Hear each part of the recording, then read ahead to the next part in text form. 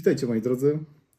Dzisiaj opowiem Wam o nadciśnieniu tętniczym, jak ono wygląda z mojej perspektywy. Pamiętajcie, że wszystko, o czym do Was mówię, to nie jest porada medyczna, to jest tylko i wyłącznie moje subiektywne zdanie na temat tego, jak widzę postępowanie w przypadku nadciśnienia tętniczego i co ważne, w warunkach szczególnych, kiedy z jakiegoś powodu nie możecie uzyskać pomocy medycznej, nie może przyjechać pogotowie albo jego przyjazd znacznie się opóźnia i nie możecie skonsultować się z lekarzem. Ciśnienie człowieka jest jednym z bardzo istotnych parametrów, które decyduje o tym, jak człowiek się czuje. W przypadku ciśnienia możemy mówić o dwóch skrajnych przypadkach, patologiach. O nadciśnieniu tętniczym i niedociśnieniu. Jedno i drugie może być bardzo, bardzo niebezpieczne dla waszego albo waszych bliskich życia i zdrowia. Co najważniejsze, musicie wiedzieć, jak prawidłowo to ciśnienie zmierzyć, żebyście wiedzieli, czy sytuacja, z którą macie do czynienia, jest związana z ciśnieniem tętniczym, czy też musicie szukać innych przyczyn złego samopoczucia. Jeśli chodzi o parametry ciśnienia, zazwyczaj ludzie, którzy mają ciśnienie między 120 na 80, gdzie 120 jest to wyższą wartością, to jest ciśnienie skurczowe, 80 to ciśnienie rozkurczowe, czuje się dobrze i to jest ich fizjologiczne ciśnienie. Należy się martwić, kiedy to rozkurczowe ciśnienie jest mniejsze niż 70, a skurczowe większe niż 140. Tylko pamiętajcie o jednej rzeczy, że to są takie wartości referencyjne, o których powiedziałem.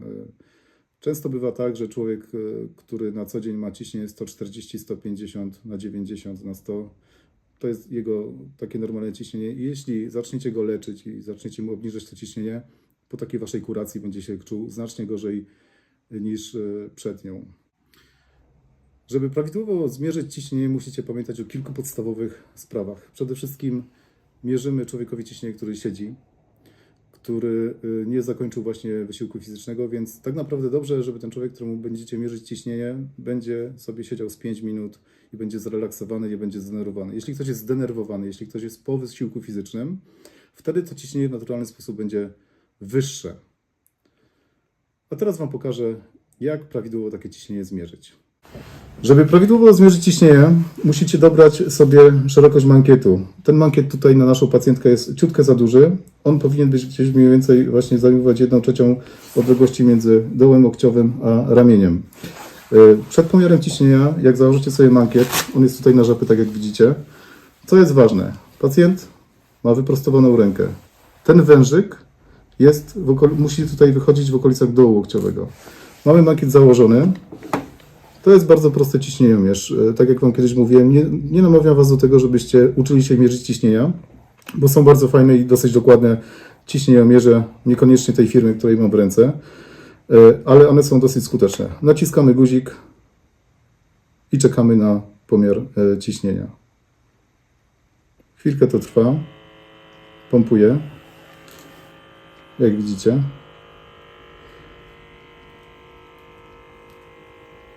Wyprostowana ręka, dłoń oparta jest o jakąś powierzchnię, tak żeby ona nie wisiała w powietrzu. Pacjent musi być wtedy zrelaksowany, spokojnie oddychać, nie denerwować się, ponieważ te wszystkie rzeczy wpływają na pomiar ciśnienia. Musicie wytłumaczyć pacjentowi również, żeby się nie spinał, nie napinał, gdyż te parametry nie będą prawdziwe. Czekamy chwilkę. Mierzymy.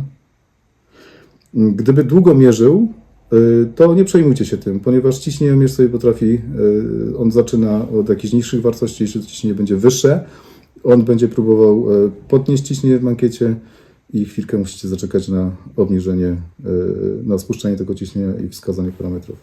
Jak widzicie, ciśnienie zostało zmierzone, w tym momencie mamy 90 na 50. Tętno 67, więc pacjentka wygląda na zdrową i taka jest. Musicie pamiętać o tym, że panie, szczególnie szczupłe panie, bardzo często to ich ciśnienie to nie jest 120 na 80, ale 90 na 60 i właśnie ono się mieści w tych parametrach. Więc tak jak Wam wspominałem wcześniej, fizjologicznie każdy ma swoje ciśnienie i generalnie jak pacjent czuje się dobrze i nie zgłasza jakichś dolegliwości, wtedy zakładamy, że to ciśnienie jest dobre i problem nie jest związany z nadciśnieniem. Jeśli chodzi o objawy takiego nadciśnienia szczególnie, to generalnie pewnie są Wam znane. To jest ból głowy, to jest zaczerwienienie, uczucie gorąca, uczucie bicia serca, że pacjent Wam będzie zgłaszał, że bije serce i czuje, jak bije to serce. Jeśli chodzi o niedociśnienie, to człowiek będzie bardzo słaby, będzie osłabiony. Jeśli przyłożycie sobie palce na tętnicę promieniową, właśnie tutaj, gdzie w tym momencie przykładam, jeśli czujecie tętno, to znaczy, że człowiek ma ciśnienie co najmniej 90, oczywiście skurczowe. Jeśli tego tętna nie czujecie, to znaczy, że to ciśnienie będzie poniżej 90. I to jest, tutaj mamy do czynienia z niedociśnieniem. Zmierzyliśmy sobie ciśnienie, znamy jego parametry i tutaj najczęściej mamy do czynienia z dwoma przypadkami. Niedociśnienia albo nadciśnienia. Może zacznijmy od niedociśnienia. Jeśli te parametry, które Wam wskaże ciśnieniomierz, będą bardzo niskie, czyli 60 na 0, 60 na 40 i pacjent Wam zgłosi złe samopoczucie, osłabienie, będzie Wam leciał w rękach, to najprostszym sposobem na podniesienie tego ciśnienia jest nawadnianie tego pacjenta. Bardzo często z powodu odwodnienia to ciśnienie spada. Nerki muszą cały czas pracować. Jeśli nie dostarczamy tych płynów, albo mamy biegunkę, wymioty, gorączkę, bardzo szybko potracimy te płyny i to się przekłada na ogólne osłabienie. Oczywiście to jest niebezpieczna sytuacja. Pamiętajcie, że nawadniamy pacjenta stale, ale pomału i nie podajemy do picia nic człowiekowi, który jest nieprzytomny. Przejdźmy może teraz do nadciśnienia.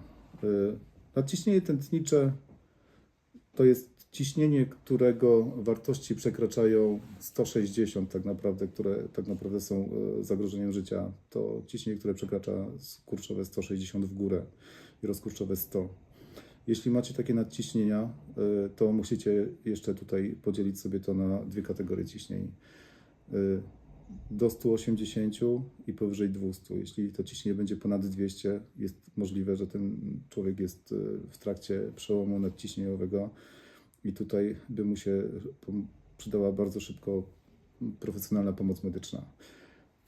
Zakładamy jednak tutaj w naszej sytuacji, że dostępu do takiej pomocy nie macie, więc co możemy zrobić w takiej sytuacji? Na pewno ten pacjent powinien leżeć i unikać wysiłku fizycznego, stresu i czegokolwiek, co mogłoby podnieść jego ciśnienie. Wtedy rezygnujemy z podaży płynów, ponieważ te płyny będą podnosiły to ciśnienie. Warto w takim miejscu, jeśli jesteś człowiekiem, który ma wskazania, który po prostu miał już wcześniej problem z nadciśnieniem, porozmawiać z swoim lekarzem, żeby przepisał takie podstawowe leki, jak nie wiem, jak na przykład furosemid albo captopril, które doraźnie obniżą to ciśnienie i pozwolą Wam doczekać do momentu przyjazdu pomocy albo kontaktu z lekarzem. Co w takiej sytuacji? Jeśli macie te leki już w domu od swojego lekarza, pamiętajcie, że captopril przyjmujemy pod język. Wkładamy tabletkę pod język i czekamy, aż się rozpuści.